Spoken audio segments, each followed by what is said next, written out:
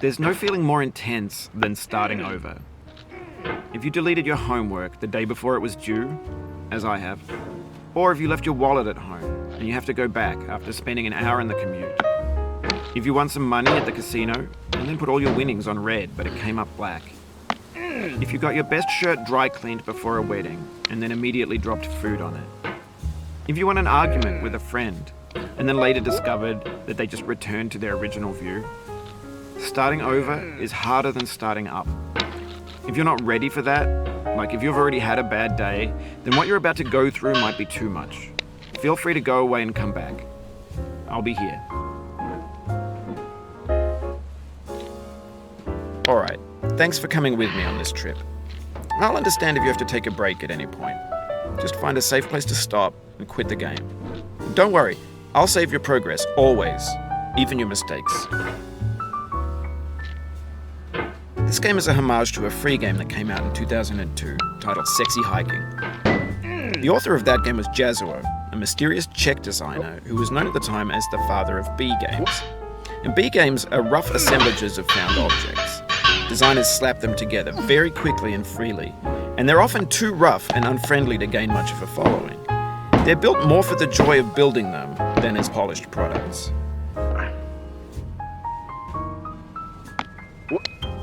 In a certain way, Sexy Hiking is the perfect embodiment of a B game. It's built almost entirely out of found and recycled parts, and it's one of the most unusual and unfriendly games of its time. In it, your task is simply to drag yourself up a mountain with a hammer. And that act of climbing, in the digital world or in real life, has certain essential properties that give the game its flavor. No amount of forward progress is guaranteed. Some cliffs are too sheer or too slippery. And the player is constantly, unremittingly in danger of falling and losing everything. Anyway, when you start Sexy Hiking, you're standing next to this dead tree that blocks the way to the entire rest of the game. It might take you an hour to get over that tree, and a lot of people never got past it. You prod and you poke at it, exploring the limits of your reach and your strength, trying to find a way up and over. And there's a sense of truth in that lack of compromise. Most obstacles in video game worlds are fake. You can be completely confident in your ability to get through them once you have the correct method or the correct equipment or just by spending enough time. In that sense, every pixelated obstacle in Sexy Hiking is real. The obstacles in Sexy Hiking are unyielding, and that makes the game uniquely frustrating. But I'm not sure Jazzuo intended to make a frustrating game. The frustration is just essential to the act of climbing, and it's authentic to the process of building a game about climbing. A funny thing happened to me as I was building this mountain. I'd have an idea for a new obstacle, and I'd build it, test it, and it would usually turn out to be unreasonably hard. But I couldn't bring myself to make it easier. It already felt like my inability to get past the new obstacle was my fault as a player rather than as a builder. Imaginary mountains build themselves from our efforts to climb them, and it's our repeated attempts to reach the summit that turns those mountains into something real. When you're building a video game world, you're building with ideas, and that can be like working with quickset cement. You mold your ideas into a certain shape that can be played with, and in the process of playing with them, they begin to harden and set until they're immutable, like rock. And at that point, you can't change the world. Not without breaking it into pieces and starting fresh with new ideas.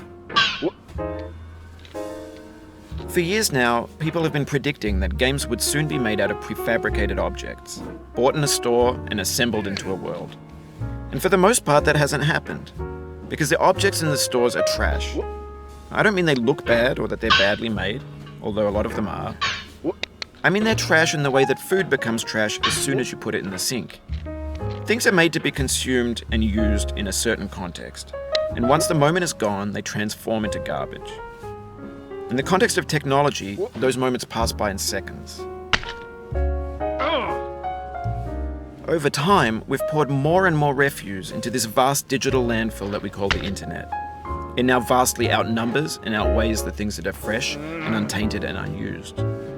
When everything around us is cultural trash, trash becomes the new medium, the lingua franca of the digital age. And you can build culture out of trash. But only trash culture. Be games, be movies, be music, be philosophy. Maybe this is what digital culture is. A monstrous mountain of trash, the ash heap of creativity's fountain. A landfill with everything we ever thought of in it. Grand, infinite, and unsorted. There's 3D models of breakfast, Gen X's fanfic novels, scan magazines, green screen Shia LaBeouf, banned snuff scenes on LiveLeak. Facebook's got lifelike bots with unbranded adverts and candid shots of Kanye and Taylor Swift mashups, car crash epic failed GIFs, Russian dashcam vids, discussions of McRibs, discarded, forgotten, unrecycled, muddled, rotten, untitled. Everything's fresh for about 6 seconds, until some newer thing beckons, and we hit refresh. And there's years of persevering disappearing into the pile, out of style, out of sight. In this context, it's tempting to make friendly content that's gentle, that lets you churn through it but not earn it. Why make something demanding if it just gets piled up in the landfill, filed in with the bland things? When games were new, they wanted a lot from you. Daunting you, taunting you, resetting and delaying you. Players played stoically. Now everyone's turned off by that. They want to burn through it quickly, a quick fix for the fickle, some tricks for the clicks of the feckless. But that's not you, you're an acrobat. You could swallow a baseball bat. Now I know, most likely you're watching this on YouTube or Twitch, while some dude with 10 million views does it for you, like a baby bird being fed chewed up food. That's culture too. But on the off chance that you're playing this, what I'm saying is, trash is disposable, but maybe it doesn't have to be approachable. What's the feeling like? Are you stressed? I guess you don't hate it. You got this far, feeling frustrated. It's underrated. An orange is sweet, juicy fruit locked inside a bitter peel. That's not how I feel about a challenge. I only want the bitterness. It's coffee. It's grapefruit. It's licorice. It feels like we're closer now. Composer and climber, designer and user. You could have refused, but you didn't. There was something in you that was hidden, that chose to continue. It means a lot to me that you've come this far, endured this much. Every wisecrack, every insensitivity, every setback you've forgiven me is a kingly gift that you've given me. We have the same taste, you and I. It's not ambition, it's ambition's opposite. An obdurate mission to taste defeat. You'll feel bad if you win, so I put this snake in for you. Have you thought about who you are in this? Are you the man in the pot, Diogenes? Are you his hand? Are you the top of his hammer? I think not. Where your hand moves, the hammer may not.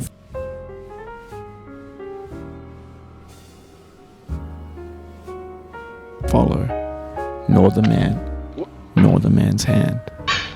In this you're his will, his intent, the embodied resolve in his uphill ascent.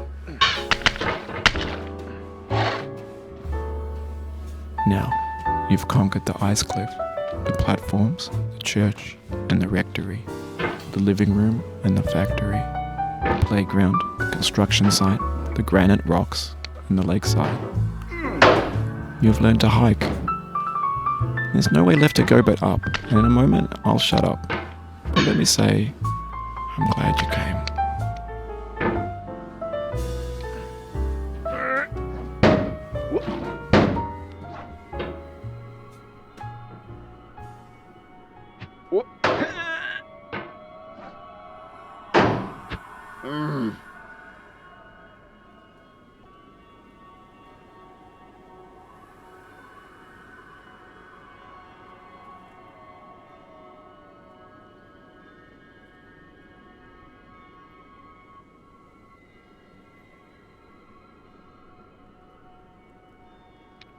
I dedicate this game to you, the one who came this far.